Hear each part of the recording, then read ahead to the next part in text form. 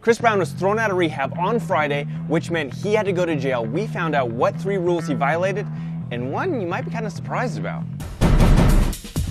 Hey guys, Dax Holt here. So as most people know, Chris Brown was jailed on Friday. He violated some rules at the rehab facility, got kicked out, which means the judge said automatically you're going to jail. And keep in mind, this is the second time he was kicked out of rehab. The first time was for throwing a rock through a car window, his mom's car. We found out 3 rules he violated. Number 1, he can't be within 2 feet of any women inside the rehab facility.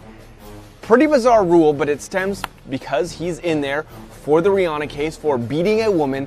They don't want him within 2 feet of any woman in there. For example,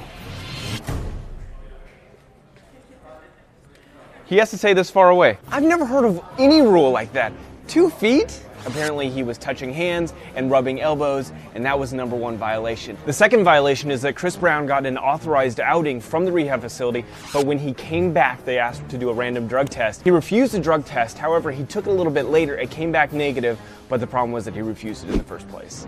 The third violation was he made a mockery of the rehab facility while in a group session. I guess made some inappropriate comments. They weren't happy with that. Our sources say that Chris actually had some kind of sexual encounter with a woman at the facility earlier in the month, but that is not the reason that he got kicked out. So Chris Brown's lawyer, Mark Garagos, is actually going to court. He is going to try to convince this judge to let Chris out, to maybe do a house arrest, more rehab. It's going to be a huge uphill battle for his lawyer because, listen, this is the second time. There's already another court case going on in DC right now that they're waiting to go to trial.